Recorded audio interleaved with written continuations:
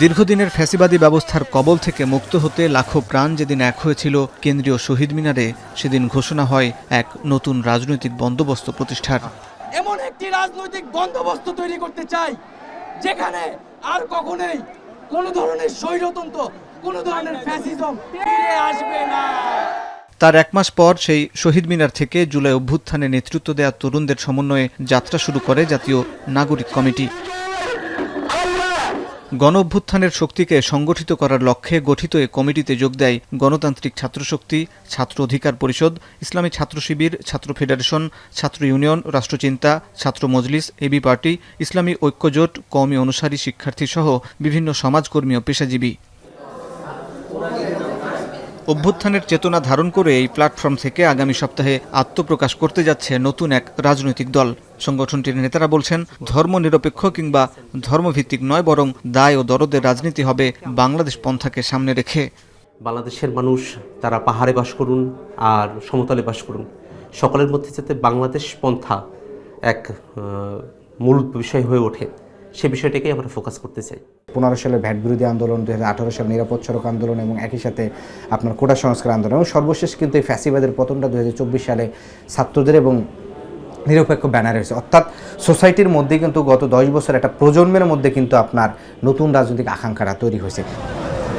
তবে যাত্রা শুরুর আগে সম্প্রতি দলটির নেতৃত্ব ও কর্তৃত্ব নিয়ে বিরোধ তৈরি হয়েছে। নতুন দলের আহ্বায়ক হিসাবে তথ্য উপদেষ্টা নাহিদ ইসলামকে সবার পছন্দ হলেও বাকি 3 শীর্ষ পদ নিয়ে ছাত্রশক্তি, ছাত্র শিবির ও বামপন্থা সহ কয়েকটি বলয় তৈরি হয়েছে।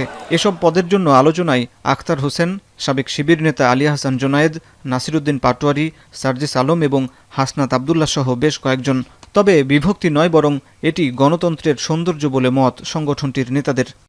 যেহেতু একেবারেই কোর স্টেক হোল্ডার হলো ইসলামী ছাত্র শিবির এবং গণতান্ত্রিক ছাত্র শক্তি, সো এজন্য এরা যখন আবার নিজেদের মধ্যে হলো কার কি ভূমিকা ছিল আলোচনায় আসছে, তখন এটাকে মনে হচ্ছে যে আসলে খুব বড় ধরনের একটা কেওয়াস তৈরি হয়েছে। এখন যে দলটা হচ্ছে, যেটাকে বলে বঙ্গীয় বদ্বীপের রাজনীতি করব, অর্থাৎ আমরা এই মাটির রাজনীতিটা করব, দায় ও দারদের রাজনীতি, এখন সেই জায়গা থেকে হলো অন্যরাও আরও যদি কেউ মনে করে তারা আর একটা হলো ভালো আর একটা ইডিওলজি আছে, তার সে আরেকটা ইডিওলজি নিয়ে তারা যদি সে নেতৃত্ব থাকে আরেকটা রাজনৈতিক দল গঠন করতে পারে। সামনের দিকে ছাত্রদের নেতৃত্বে একাধিক পার্টি হওয়ার কোনো সম্ভাবনাই নেই এবং একটা পার্টি হচ্ছে, যেহেতু আমাদের নিউ পার্টি, সকলের কথা বলার একটা সুযোগ আছে এবং সকলেই তার যে স্ট্রিক্টটা সেই স্ট্রিক্টটা ক্লেম করতে পারে।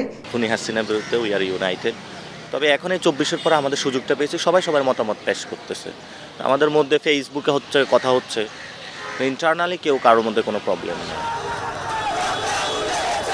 রাজনীতিতে টিকে থাকতে হলে অভ্যন্তরীণ গণতন্ত্র চর্চা, লোভ লালসার ঊর্ধ্বে ত্যাগের মানসিকতা রাখার পাশাপাশি ঢাকা কেন্দ্রিক রাজনীতি থেকে সরে আসার পরামর্শ এই রাষ্ট্রবিজ্ঞানীর।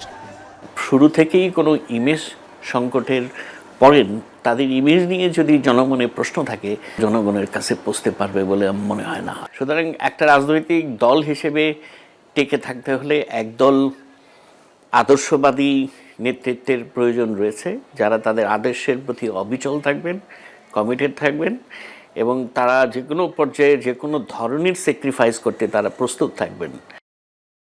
নতুন রাজনৈতিক দলের কাছে জনগণের প্রত্যাশা কেমন, এ নিয়ে জনমত জরিপ আপনার চোখে নতুন বাংলাদেশ শীর্ষক কর্মসূচি শুরু হয়েছে 5ই ফেব্রুয়ারি। এখন পর্যন্ত এই জরিপে অংশ নিয়েছেন 2 লাখের বেশি মানুষ, আর ইতোমধ্যে গঠন হয়েছে 3 শতাধিক থানা কমিটি। হাসিব বিল্লাহ, এখন, ঢাকা। মাঠের অলরাউন্ডার আমি, আর ঘরের all rounder Tylox. Tylox toilet cleaner, clean মানেই টাইলক্স।